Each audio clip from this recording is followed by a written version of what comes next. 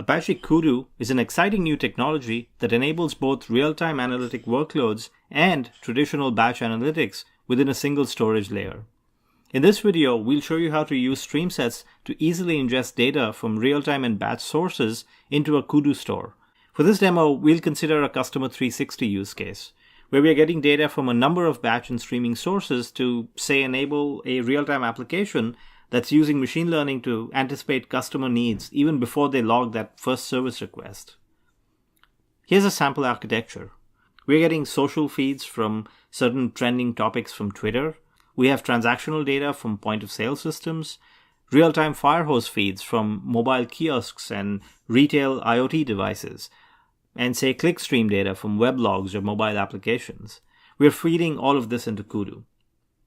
Let's look at this data flow architecture in StreamSets. Here in the Data Flow Performance Manager, or DPM screen, what we see is the end-to-end data flow topology for that application, which gives us a live view, a live map of all the data in motion. Underlying each node is an individual point-to-point pipeline that's moving data from source to destination while performing transformations and enrichment along the way. By selecting a node, we can drill down into one of the pipelines that make up this topology. Here's a pipeline that's getting data from an enterprise data warehouse. Each pipeline is built using the StreamSets data collector. Data collector is a 100% open source Apache licensed product. It is basically an integrated development environment that lets developers create data flow pipelines that can read from or write to any kind of sources or destinations. As with any IDE, we have a designer. Here's the StreamSets drag and drop UI that lets you design the pipeline. We're reading data from a data warehouse. We do a number of transformations and enrichment operations, such as routing data based on some values. Now, you don't need to write code to design these pipelines, but you could if you needed to. Here's a processor stage that lets you write code to add custom business logic.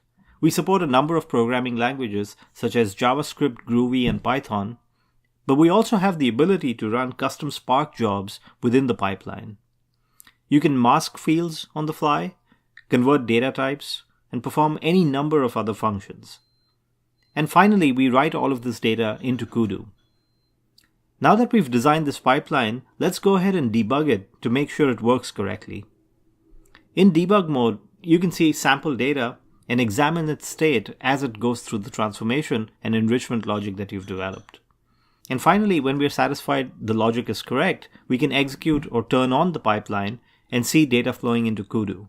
And as you should expect with any modern or contemporary system, all of this data is processed in memory.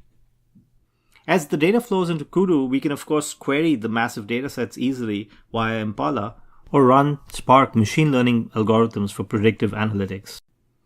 In summary, using StreamSets and Kudu as part of your Cloudera Hadoop deployment, you can build, test, and execute complex data flow topologies with ease and complete operational control.